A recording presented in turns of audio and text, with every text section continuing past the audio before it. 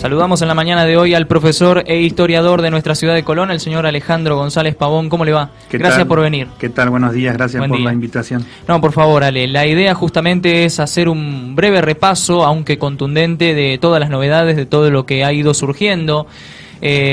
Una persona, Alejandro, que siempre está vinculado a mucha actividad, entonces cada vez que hablamos, lo bueno es que siempre hay cosas nuevas para hablar, para comentar, porque hay novedades que traspasan a toda la sociedad de Colón, que tiene que ver con lo histórico, con lo cultural, y nos parece interesante darle un repaso. Charlábamos hoy de que, bueno, la ciudad de Buenos Aires concretamente ha vuelto a abrir hoy el tema de los cementerios, y aquí en Colón un poco, despejarle un poco la duda a mucha gente sobre el tema de apertura, sobre lo que por allí has estado trabajando vinculado al cementerio en nuestra ciudad. Sí, en realidad esta medida que toma digamos en Buenos Aires se abre de lunes a lunes, digamos, sí, los cementerios, ¿no? Pero siempre contando con este aspecto de los protocolos, ¿no? Con la gente entrando con barbijo, no más de 10 personas, con una distancia también considerable. En el caso de Colón, lo que tenemos a la disposición son sábados y domingos, de 8 de la mañana a 5 de la tarde. Ese es el horario más o menos que está abierto. Fin de semana. Fines de semana. Fines de semana, sí. Exacto. Sí. ¿Por qué esta medida, digamos? ¿En algún momento les explicaron o se llegó a saber el hecho de... ¿por qué, digo, trazando un paralelismo con Buenos Aires, el hecho de que sea de lunes a lunes, uno entiende que Buenos Aires está mucho más complicado? En el caso de Colón, ¿porque ha sido una medida protocolar simplemente? Sí, es protocolar y se dijo en primera instancia que iba a ser algo progresivo. Claro. Se empezaba así, ¿no? Y después, bueno, considerando que se venía el Día de la Madre, después el Día del Padre, bueno, y bueno, se fue abriendo de a poco. Datos y proyección entonces a futuro es que se vuelva esto una apertura progresiva. No hay fechas todavía. No hay fecha todavía, pero siempre obviamente vamos a saber que hay que respetar, ¿no? Sí. El tema de la cantidad de personas y el distanciamiento. ¿Cómo ha sido ese tema del tráfico de gente en el cementerio en estos tiempos, fines de semana sobre todo? Bastante controlado. Al principio, bueno, se necesitó de un personal específico como para poder marcar, ¿no? Y vigilar un poco esto, generar la cultura, ¿no? El hábito. Y bueno, ahora ya la gente, digamos, tiene pase libre, digamos, pero es a conciencia, ¿no? Claro. Estamos charlando con el profesor Alejandro Pavón también a través de las redes sociales. Te metes en el Instagram de Radio 12 Colón, allí estamos charlando junto al profesor. Vinculado también, por supuesto, a todo esto que está pasando y a todo esto que está sucediendo, decíamos hoy, y vinculado también al tema del museo. Hace un rato charlábamos con Gloria Campodónico, la directora de Modernización del Estado de Colón, y nos comentaba un poco de esa digitalización que se está dando, al cual el museo también no es ajena a esa realidad, sino que también está atravesando ese proceso. Sí, la gente del museo, los empleados, digamos, están trabajando puertas adentro, capacitándose en todo lo que tiene que ver con el tema de protocolo, ¿no? Que no hay nada definido todavía. Y bueno, hemos comenzado una tarea de reordenamiento del material que no esperábamos, digamos, que nos lleve tanto tiempo porque había un montón de cosas sin catalogar. Así que bueno, comenzamos a hacer ese trabajo. Yo estoy como colaborador del personal y bueno, vamos catalogando, por ejemplo, fotografías, documentos, y sobre todo nos encontramos con una gran sorpresa para bien de que contamos, digamos, en el museo con una gran hemeroteca, diarios de todas las épocas y de todo el país, que están conservados casi en perfecto estado. Claro, debe haber incluso aquí del propio diario El Entre Ríos, de hace muchos años. Encabeza, digamos, la cantidad, ¿no? de números. Sí. Pero sí, y sobre todo también con noticias de nivel internacional que son de gran relevancia e importancia, ¿no? Sí. ¿Qué es lo que te llamó la atención? Mira, teníamos todo el desarrollo de lo que es Malvinas, desde el inicio hasta el final, está todo detallado en forma cronológica, lo fuimos ubicando. La visita del príncipe de Gales a Liebey también es una cosa muy importante, con fotografía y demás. Todo lo de Quirós, desde la candidatura, desde la década del 20 hasta su fallecimiento, está todo completo también eso. Todo eso en buenas condiciones. La mayoría está en buenas condiciones, pero estaba desordenado, entonces nuestro trabajo fue, digamos, catalogarlo por fecha, cronológicamente, como para en un futuro tenemos la idea, ¿no?, de habilitar como una sala de consulta para aquellos interesados investigadores que quieran hacerlo, tener ese recurso y ahorrarle un montón de tiempo también, ¿no? Ahora, Ale, frente a esta situación, hoy charlábamos un poco de la importancia que significa hoy digitalizar las cosas, más allá de que queden en esa estructura antigua, como puede ser una foto, lo que antes se revelaban las fotos, incluso se quedaba o la hoja propia de un diario. Lleva mucho trabajo igual la digitalización. Uno entiende muchas veces que la digitalización puede ser una foto simplemente, ¿no? Y subirla o tenerla, sí. Pero forma parte también de un trabajo de reestructura digital también de esa foto. Sobre todo cuando es mucha cantidad de material. Sí, y en estos casos son diarios de gran tamaño, entonces se necesita un aparato tecnológico bastante específico también para esto, ¿no? Porque la luz que emite el escáner también puede llegar a dañar, ¿no? Los documentos. Entonces ahí está lo rico de esto, y hace unos pocos días atrás tuvimos la visita en el museo nuestro del personal del Museo de San José. Entonces se acercaron acá para hacer como una primera vista, digamos, de la condición en la que estaba el museo, el tema de humedad y bueno, el material que tenemos a la exposición. Y esta semana se va a firmar un convenio de capacitación para la gente del Museo de Colón en el Museo de San José. Claro. Así que la gente que está trabajando acá va a comenzar a viajar hasta allá para poder familiarizarse con estas técnicas que decíamos, ¿no? De preservación, cuidado, cómo se expone un elemento, qué información se pone y qué no, y qué elementos se tienen que exponer y cuáles no, ¿no? El tema de la luz y demás. Se ha sumado gente en estos últimos tiempos a lo que son los museos. Sí, gracias a Dios. Sí, estaban trabajando ya desde otra perspectiva en museos a nivel regional, en conjunto, y bueno, a la gente de turismo acá del municipio de Colón le pareció interesante poder interactuar y establecer esta apertura, ¿no? De capacitación con gente que ya tiene la experiencia. Nosotros acá en Colón somos un museo que está en proceso todavía, ¿no es cierto? Si bien tiene la apertura y todo en funcionamiento, pero hay muchísimas cosas todavía que faltan aprender. Claro. Ahora, de esa digitalización de la que se habla y ese proceso, lógicamente que está asociado a dejar, al menos se me ocurre en el sitio del museo, ¿no? Una documentación de ese estilo de forma digital, pero a la vez también de conservarlo, porque hoy uno dice, no, lo dejamos sí en una carpeta, lo dejamos. Ahora, ¿supone también un problema el hecho de dejar todo unificado en un solo lugar? ¿Habría que en ese caso separar? Sí. Naturalmente hay que separar eso y poner en condiciones una sala en donde cuente con todos los elementos, que no tenga humedad, no tenga entrada de luz y demás. Claro, ¿no? Claro. Pero a lo que voy es que me parece que lo que permite hoy el plano digital es que el papel, por ejemplo, el documento histórico de algún documento histórico que tengas característico, que digas un documento, un papel puntual, ese documento no se puede duplicar.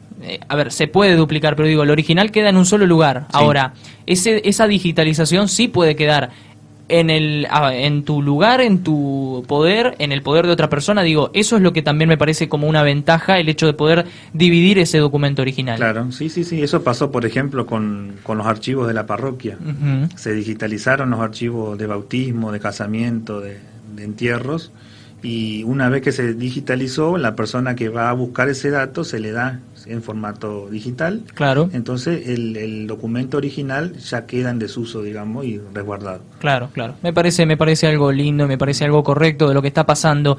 El museo que ha sucedido en estos días ha tenido también algunas transformaciones en el cuerpo de la organización misma del museo, ¿no? Sí, se está hablando mucho de eso.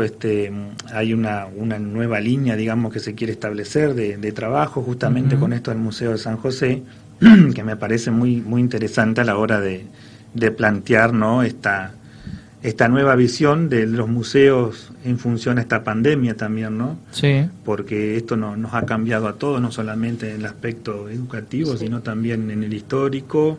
Como hablabas hoy vos también, el tema de las consultas en los archivos también nos ha retrasado muchísimo a los investigadores. Pero bueno, esto es una cosa progresiva y que también cuenta con un alto grado de responsabilidad de las personas que tenemos directa injerencia en estas cosas, ¿no?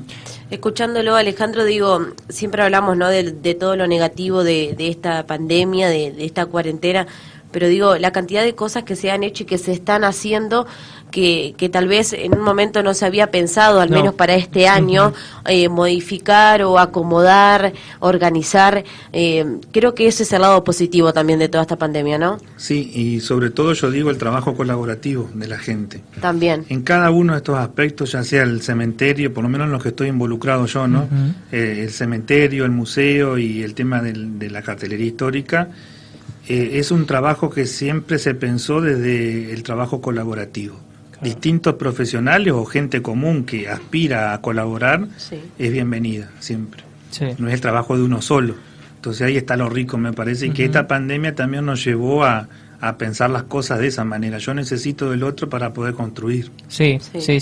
Y muchas veces el tema hoy por hoy del trabajo ad honorem, ¿no? Que muchas veces antes se ponía en tela de juicio, esta pandemia nos ha obligado un poco a romper esa barrera, ¿no? Sí. Bueno, desde mi parte siempre fue así. Para mí significa algo muy importante trabajar de esta forma porque no me ata nada. Entonces tengo la libertad de ir y venir cuando quiero, cuando puedo. Mis obligaciones en la parte de la escuela es bastante demandante, entonces eso también no me permite involucrarme de lleno con un sueldo promedio en otras instituciones, ¿no? Por eso trato de colaborar en todo lo que puedo, porque también la información de la parte de los archivos y demás llega a mí de esa forma, gratuitamente, en forma colaborativa. Entonces yo digo, tengo que ser puente y replicar esta cuestión. Tal cual. Ale, ¿en qué se ha vuelto difícil la investigación hoy en este marco de pandemia? ¿En qué lo ves complejo al asunto? Bueno, en primer lugar, lo que hablábamos hoy, el tema del acceso a los archivos te complica muchísimo a la hora de querer, digamos, visualizar el documento en forma presencial. No es lo mismo que te manden una foto una persona que tiene desconocimiento de la documentación, que te diga, bueno, acá está, yo le indico el folio y todo, pero es diferente el contacto que vos tenés con el documento. Se establece una relación entre el investigador y el documento, y esa relación justamente se evidencia después en el trabajo final. Yo estas semanas pasadas estuve trabajando en el archivo de la Municipalidad de Colón, que yo creo que es un tesoro que tenemos escondido los colonenses, porque tiene una documentación muy valiosa, y igual que el museo también, que me ha permitido por ahí abrir un poco la cabeza en ciertos temas. Yo en el tema del archivo de la municipalidad estoy trabajando específicamente sobre la investigación de todo lo que tenga que ver con el cementerio, reglamentaciones, disposiciones, apertura, cierre. Tuvimos de todo acá, ¿no? Y esto me permitió, generar por ahí un ámbito de investigación bastante amplio, y lo cual también se me complica a la hora de querer cerrar este trabajo de investigación que no termina nunca. Porque va apareciendo nueva documentación. ¿Te ha pasado con todos tus trabajos? Todo me parece importante y acá ya superamos, ya les digo, las 400 páginas. Como que siempre hay más, ¿no? También hablábamos en uno de los programas a la hora de escribir un libro también, digo, cuando uno lo termina, cuando uno lo cierra, ¿no? Porque uno más investiga y siempre algo se encuentra, siempre algo le falta. Y tiene que ver con la temática que cada uno se especialice, ¿no? Yo en mi caso soy la parte histórica, pero también me pasó con el libro anterior, del Padre Cot, y me pasa igual que pero en sobre todo, que trabajo mucho lo que es el relato oral, ¿no? Hay ciertos temas, ciertas costumbres funerarias que no estaban documentadas, entonces me tengo que basar en el relato oral. Y lo tomo como verídico cuando 2 o 3 relatos coinciden entre ellos. Ahí está la veracidad, ¿no? De los hechos. Acá encontré, por ejemplo, dentro de lo que es el archivo de la Municipalidad de Colón. El museo también vino bien para esa investigación. Sí. Por ejemplo, ahí en el museo encontré, por ejemplo, fotografías de las empresas fúnebres que las mismas empresas, los herederos que viven todavía no tienen. Así que bastante interesante. Entre ellos, por ejemplo, la llegada de los restos del doctor Quiroz a Colón y el traslado al cementerio también, que es un documento valioso, ¿no? Sí, totalmente. Que eso hablábamos el otro día con otra persona también que se dedica a la historia acá en Colón, que es importante que nos vayamos preparando los colonenses para el 2028. Uno piensa, faltan 8 años, ¿no? Pero es poco en realidad cuando uno habla de tarea de investigación seria, ¿no? Se va a cumplir 100 años de todas las obras de Quiroz en la ciudad, la costanera, el parque, la estación fluvial, y tantas cosas más que se hicieron sobre ese mismo año, ¿no? Entonces deberíamos estar preparándonos, tanto los investigadores como en las escuelas también. Sí. Todos mis trabajos siempre están apuntando a la parte educativa, ¿no? Porque yo digo, es el mejor testamento que uno puede dejar. Claro, claro, claro. ¿Ya se debería haber iniciado entonces ese proceso de aquí al 2028? No sé si sería lógico, pero por lo menos empezar a hablarlo. A hablarlo, ¿no? a Tenerlo en comentarlo. cuenta. ¿Qué Tenerlo en debemos, cuenta. qué debemos ciudadanos tener en cuenta frente a ese tema? Sí. Y bueno, digamos, sobre todo enaltecer la obra de Quirós, siempre comprendiendo el contexto histórico, ¿no? Porque uno a veces dice, bueno, uno lo juzga, por ejemplo, Urquiza, ¿no?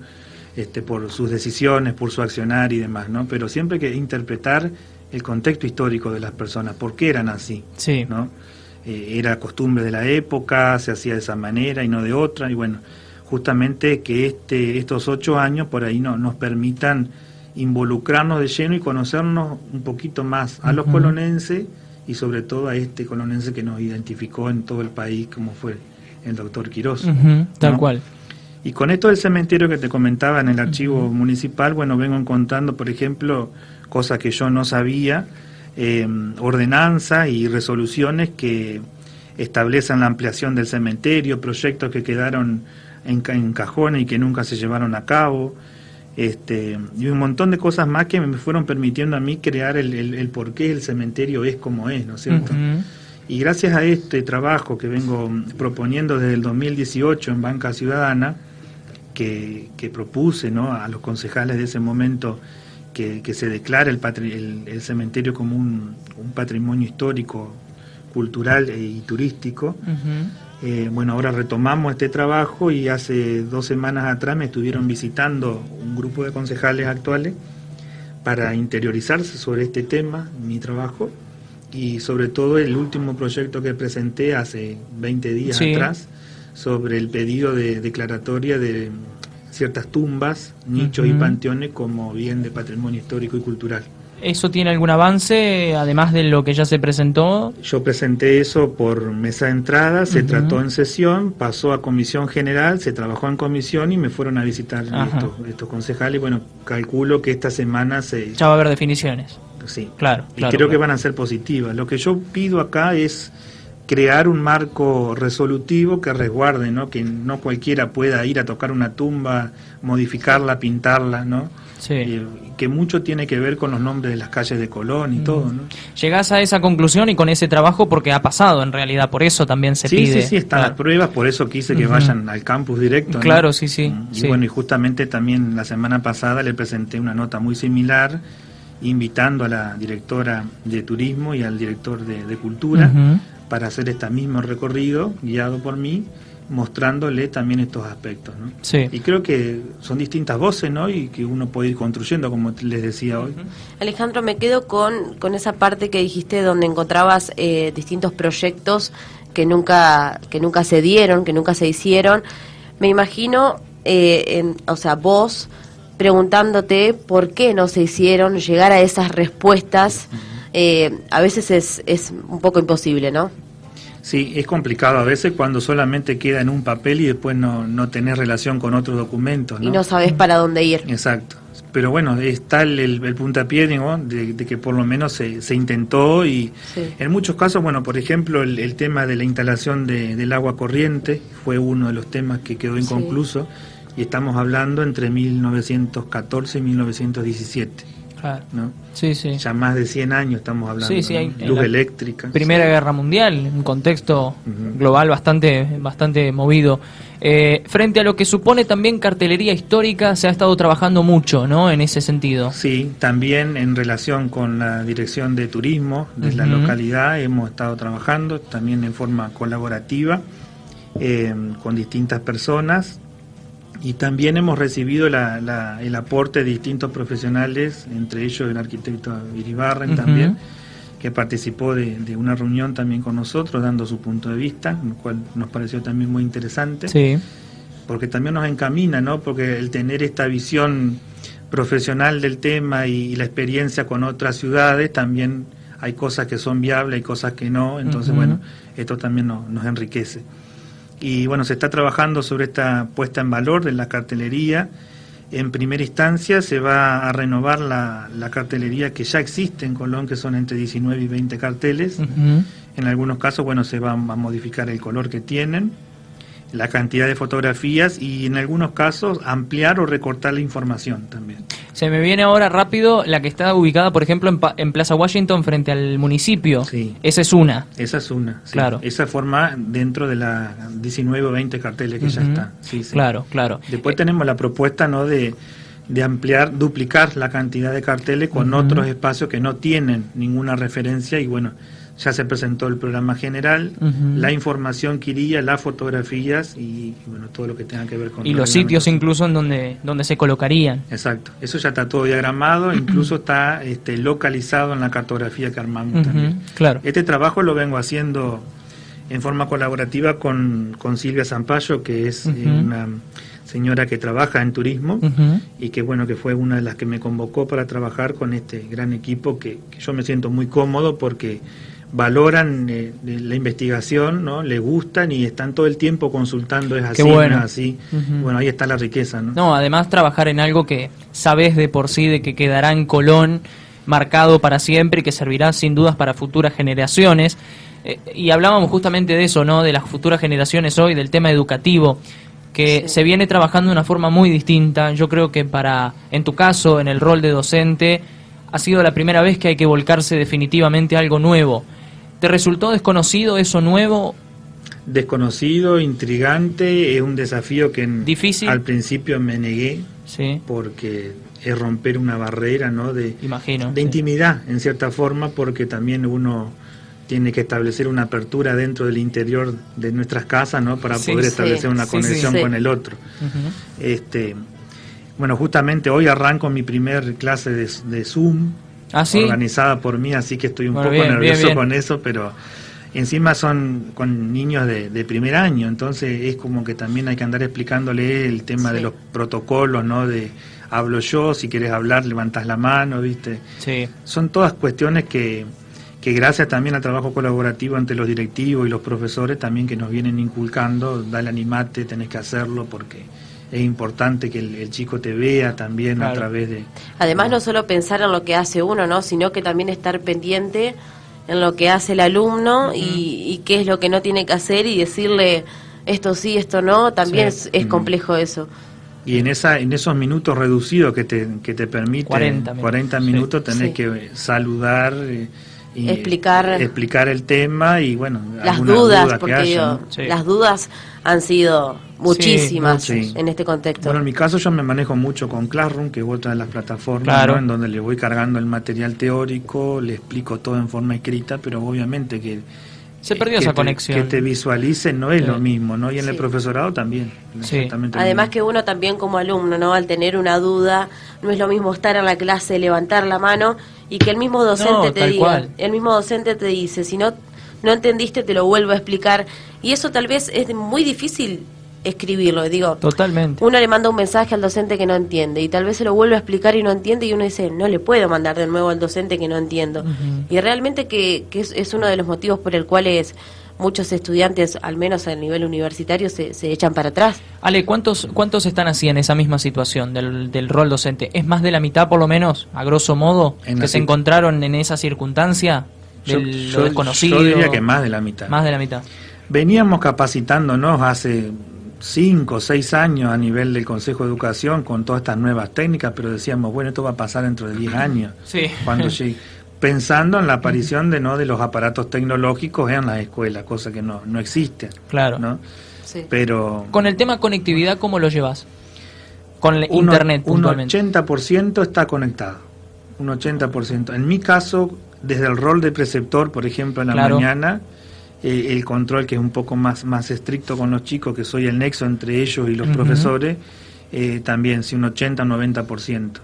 Pero existen las realidades, obviamente, en donde tenés un hogar con 4 alumnos, con un solo celular, y ese celular lo ocupan los padres para trabajar durante el día, entonces las actividades las resuelven a la noche. Entonces ahí está también el se corre el tiempo de entrega y de adecuación también de nosotros, ¿no? La hora de recepción, porque es el único momento que tiene el chico de poder consultarte a la noche, no por más que vos tengas hora a la mañana, ¿no?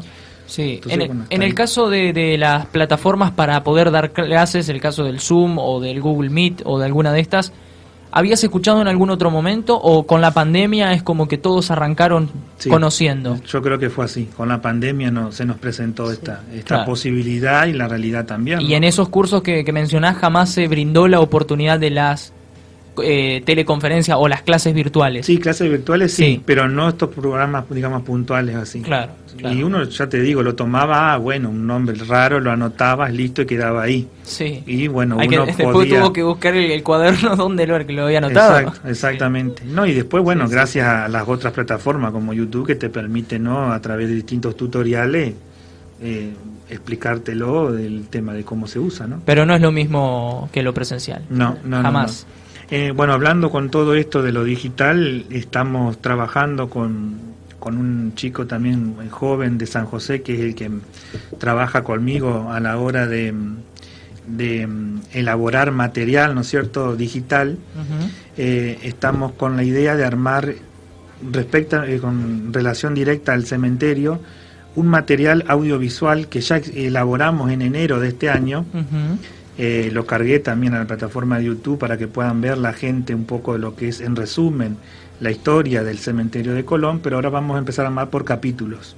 Ah, qué bueno. Entonces, de esa forma vamos a ir interiorizando a las distintas escuelas de todos los niveles, desde primario hasta nivel superior, porque lo que busco es, con el libro, presentar al Consejo de Educación un proyecto integral que tome al cementerio como un nuevo contenido de enseñanza. No desde la parte oscura, ¿no?, o de los mitos, los fantasmas, ¿no?, sino en forma transversal, como es la educación ambiental, por ejemplo. Claro. Que el cementerio también se aborde como un contenido más, qué bueno, sobre todo en nuestra región. Yo lo voy a hacer para nivel provincial, ¿no es cierto?, pero lo voy a apuntar también a nuestra región en relación con nuestra historia local y regional, ¿no?, el porqué de las calles. Entonces, entrar en un proceso de capacitación con las docentes, con los profesores. Claro. Y que se pueda eso el día de mañana ya empezar a educar a los chicos con lo propio, con lo local, con lo nuestro. Exacto. Que se empiece a arraigar un poco el chico a lo que pertenece, ¿no?, y a lo que es la ciudad de Colón. Me parece sumamente interesante. ¿Ese proyecto tiene alguna perspectiva? ¿Se ha mencionado, se ha comentado? No, tenés la primicia. La primicia la tenemos, sí. Qué bien. Alejandro, volviendo un poco al ámbito educativo, te voy a hacer una pregunta tal vez un poco más personal, sí, o tal vez dando más tu mirada, proyectando, ¿no?, siempre a futuro. El tema de la vuelta a clases, que en un momento, bueno, se esperaba para el mes de agosto, después para el mes de septiembre. Hasta el momento no hay novedades, no. Suponemos que no vamos a volver, que no se va a volver. ¿Cuál es tu opinión con respecto a eso? Comparto con vos, digamos, no le veo una perspectiva a corto plazo. Esto que es un proceso, ¿no?, de conciencia y que es real, la situación que estamos viviendo, que nos involucra a todo y que la escuela obviamente no escapa a eso, ¿no? No sé, yo creo que de volver, podríamos estar volviendo a fines de octubre, noviembre, como para hacer una revisión general, un cierre, pero no lo veo muy factible. Hablábamos con Liel en una de las mañanas que pensábamos que tal vez se termine este año de manera virtual, es decir, como se trabajó todo el año, terminar de la misma manera. Sí, yo pienso en los chicos de sexto grado y los de sexto año o séptimo en el caso de las escuelas técnicas, ¿no? Sí. Qué difícil, ¿no? Y sobre todo en los que están en primer año de la facultad y los que están en el último haciendo la residencia en el caso de los docentes. Tal cual, sí, tal cual. Qué desafío, ¿no? No sé si a nivel nacional o global ya tiene un nombre esta nueva generación, digamos, ¿no?, de este año de los estudiantes, pero sí, creo que es complicado. Sí, así definida por una universidad, creo, sin temor a equivocarme, en Canadá, que es la generación desconectada. Así llamada por este tema de que, claro, es cierto, hubo muchos grupos de chicos que quedaron. Me pasó hace un tiempo de charlar con el propio delegado del primer año de una tecnicatura que recién comenzaban, y dice, realmente que hemos bajado de un número significativo en una semana de gente que ya vio que si esto va a ser así durante el año no nos sirve. Qué difícil, es muy difícil. Incluso en los profesorados, que yo estoy cursando un profesorado, ya en el mes de abril, de mayo, ya mucha gente se tiraba para atrás y incluso decía, no, prefiero comenzar el año que viene, digamos, con la misma normalidad con la que arranqué este Tal año. cual. Porque realmente que no se siente cómoda la gente así, y entonces dice, no, la verdad que prefiero perder este año Sí. y arrancar el año de cero el año que sigue. Sí, hay muchos padres que cuando lo fui a visitar en forma personal, porque claro, los chicos no se conectaban, te decían eso, yo prefiero que repita Sí. a que pase con Qué feo sabiendo eso, dos cosas, sí. ¿no? Bueno, Sí. no, qué feo, es real, en definitiva. Sí, son situaciones, ¿no? Que sí. hay que comprender, ¿no? Pero uno trata, obviamente, de aplicar la ley y demás, ¿no? De que Sí. los chicos tienen que estar conectados, que tienen el derecho a la educación, que uno, si no puede por un medio, está el otro, ¿viste? Sí, Pero, claro, Tratar de alguna manera siempre estar conectado. sí, pero se termina con la misma conclusión, digamos, es como que no le encuentran el sentido a esta educación virtual Totalmente, así. totalmente.